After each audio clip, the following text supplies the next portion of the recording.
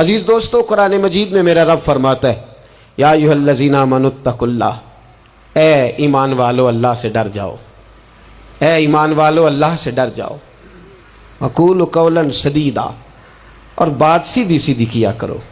تمہارا دین سیدھا ہے، جس محبوب کا تم کلمہ پڑھتے ہو اس محبوب کا ہر رنگ ہی سیدھا ہے، سیدھی سیدھی بات کرو۔ یصلح لکم اعمالکم، فرمایا میں تمہارے اعمال سنوار دوں گا۔ اگر تم تھوڑے سیدھے بنو گے تو اللہ فرماتا ہے میں تمہارے اعمال کو سنوار دوں گا۔ ویغفر لکم ذنوبکم، اور یہ نہ کہنا ہم تو پرانے پاپی ہیں، فرمایا تو ایک بار میرے محبوب کا سچا غلام بن کے دیکھ، میں تیری پچھلی ساری خطائیں معاف فرما دوں گا۔ اور وَمَن یُطِعِ اللَّهَ وَرَسُولَهُ، جو اللہ اور اس کے رسول کی اطاعت کرے گا، فقد فاز فوزا عظیما، تو وہ سب سے بڑی کامیابی پا گیا، وہی اصل میں کامیاب ہے۔ میری ملت، میرے دوست، میرے بزرگ، میرے بھائی، بالخصوص نوجوان دوستو، میں کئی دفعہ اپنے دل سے پوچھ چکا ہوں، اور یہاں سیڑھیاں چڑھتے، گھر سے تیار ہوتے، یہاں تک آتے، میں نے کئی دفعہ اپنے آپ سے پوچھا ہے کہ ابھی بھی سوچ لے، مجمع کئی دفعہ لگتے ہیں، کئی دفعہ بکھرتے ہیں، دیکھ لینا دین راہبر ہونا چاہیے، اپنے مقاصد کے حصول کی سیڑھی نہیں ہونا چاہیے۔ میں بار بار اپنے دل کو وضو کرا رہا ہوں کہ میں وہی بات کروں جو میرا دل اس کا ساتھ دے۔ ایک درد ہے، ملت کا جوان بکھر گیا ہے، میرے محبوب کریم صلی اللہ تعالی علیہ وسلم کے دین کے ساتھ جو آتا ہے مذاق کر کے گزر جاتا ہے۔ یہاں بڑے بڑے لیڈر، بڑے بڑے سیاستدان اور بڑے بڑے سرمایہ دار دین کو اپنے مقاصد کے لیے استعمال کرتے ہیں، مسجدیں آبادیوں کے اندر بھی ویران ہیں۔ میرے دوست، تہذیب میرے نبی کی سب سے اچھی، لیکن لباس غیروں کا سب سے زیادہ بکتا ہے۔ بیٹی عزت اس کو میرے رسول عطا فرمائیں، لیکن وہ حضرت فاطمہ کے طریقے پر چلنا پسند ہی نہیں کرتی۔ کوشش ایک یہ ہے کہ چلو میں آپ سے بات کروں، آپ مجھ سے بات کریں، تھوڑا تھوڑا سوچیں تو صحیح ہماری نجات کدھر ہے، ذرا دیکھیں تو صحیح ہم راہ راست سے بھٹک تو نہیں گئے۔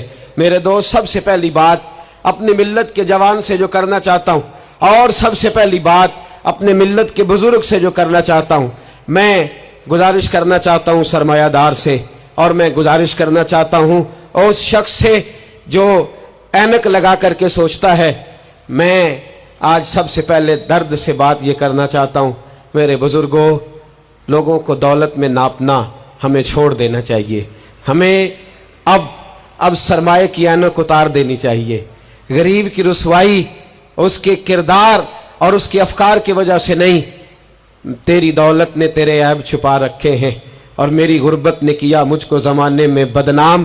اب ہمیں تھوڑی دیر کے لیے ادھر بھی آنا چاہیے کہ جو وقار والا ہے وہ غریب بھی ہے تو اسے وقار والا ہی ہونا چاہیے، جو عزت والا ہے وہ چھوٹا بھی ہے تو اسے عزت والا ہی ہونا چاہیے۔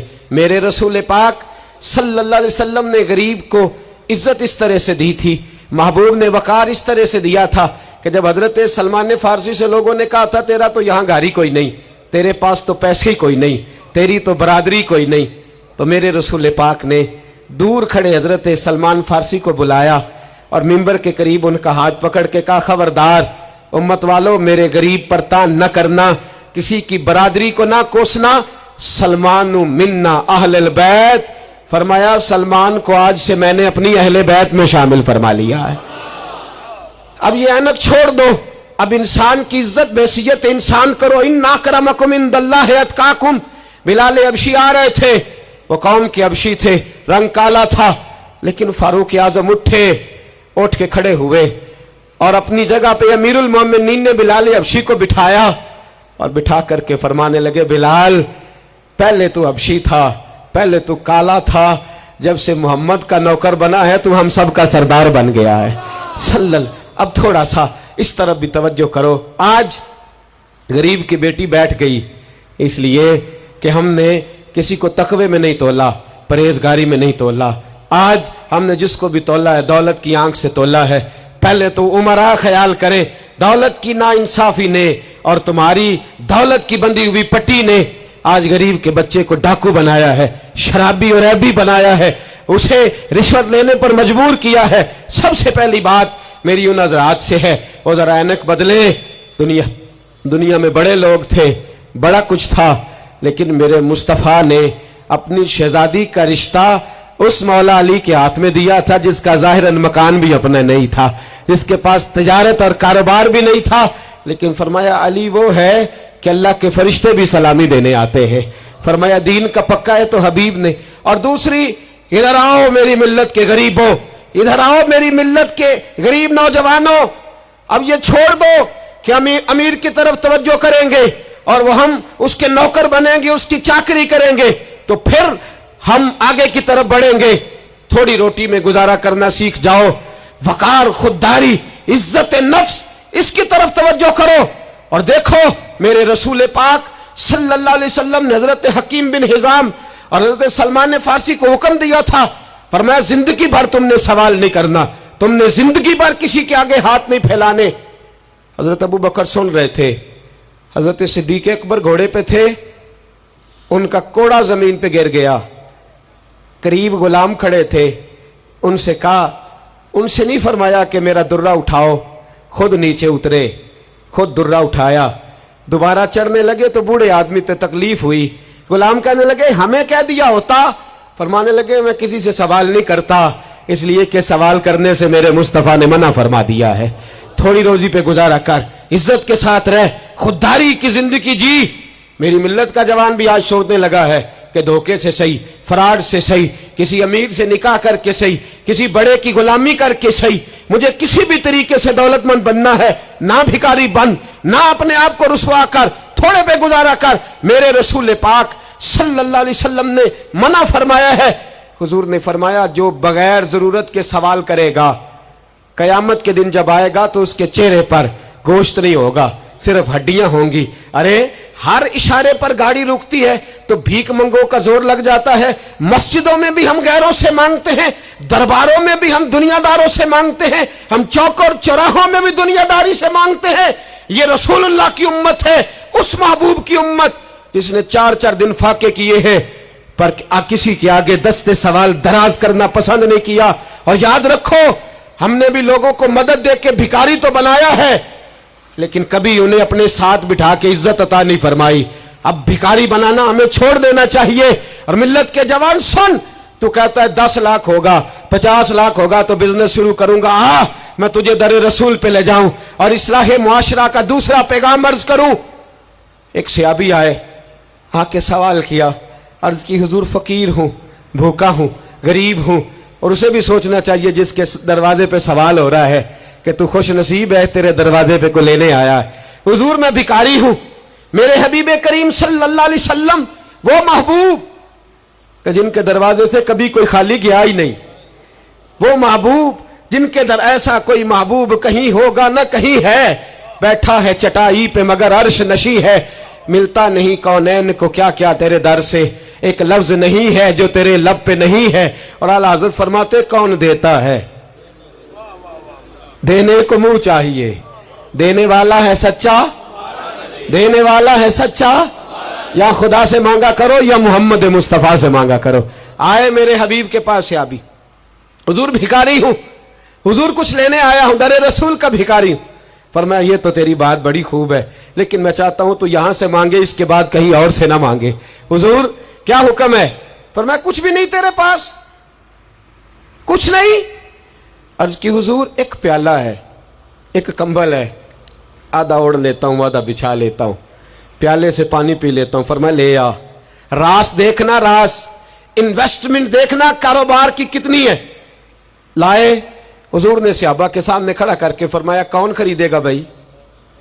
अल्लाह करे आज सारी तवज्जो आपकी मेरी बात पे हो, क्योंकि लफ्ज मेरे हैं, बात तो मैं रसूलुल्लाह की बयान कर रहा हूं। क्या अंदाज इख्तियार फरमाया?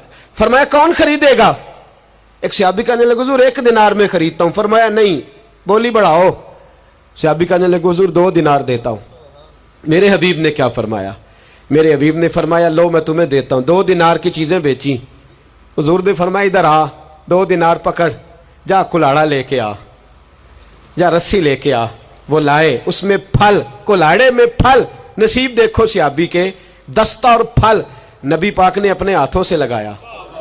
फरमाया चल पकड़, जा जंगल में जाके लकड़ियां काट, अपने कंधे पर लकड़ियां रख और जा बेच। एक पेशा बुरा है दुनिया में वो मांगना है, गर्दन को झुका देता है खैरात का पत्थर, जहां में मांगने वालों के सर कभी ऊंचे नहीं होते। और ये इल्तजाए करम और मैं आपसे करूं, ये भीख उसको दीजिए जिसका खुदा ना हो। इकबाल कहते हैं गैरत है बड़ी चीज जहां ने तगोदो में पहनाती है ये फक्र को ताजे सरदारा, जो कौमें मांग के खाती हैं वो सर झुका के जीती हैं, और जो दोनों हाथों से कमा के खाती है वो सर उठा के जीती है। मेरे रसूल पाक सल्लल्लाहु अलैहि वसल्लम ने फरमाया जा लकड़ियां काट और बेच। सहाबी कहते हैं 1 महीने के बाद वो आया, महीने के बाद हुजूर ने फरमाया तेरा हाल क्या है? अर्ज की हुजूर सारे घर वालों के बिस्तर बन गए, हुजूर सब के कपड़े आ गए, या रसूलल्लाह सारा कुछ हो गया है। और वाह उसके नसीबे, जेब में हाथ डाल के कहने लगा हुजूर ये 10 नजराना, ये 10 दिनार मैं नजराना देने के लिए लाया हूं, मैं सुफा के तलब इल्मों के लिए लाया हूं, मैं दीन के मुजाहिदों के लिए लाया। उठ बांध कमर क्यों डरता है, फिर देख खुदा क्या करता है। बाहर जाऊंगा तो कुछ करूंगा, अपनी मिट्टी पे चलने का सलीका सीखो, किसी के संग मरमर पे चलोगे तो फिसल जाओगे, देश अपने दिया वल्ला ना लो। ओ पाइया तुम बे लाला खाइए, एवं गैर मुल्क दे बागा अंदर मेवे खान न जाइए। आ इस मिट्टी को सोना बना, आ जा, छोड़ दुनियादारों के पीछे भागना, छोड़ फ्रॉड के पीछे भागना, छोड़ धोखे के पीछे भागना। आ जा वयरजुकहू मिन हैसु ला यहतसिब। अल्लाह फरमाता है दुनियादार तुझे सोच समझ के देंगे, मेरे महबूब के दर का गदा बन के आ, मैं तुझे बगैर हिसाब किताब ही अता फरमा दूंगा, मैं तुझे बगैर हिसाब किताब अता फरमाऊंगा।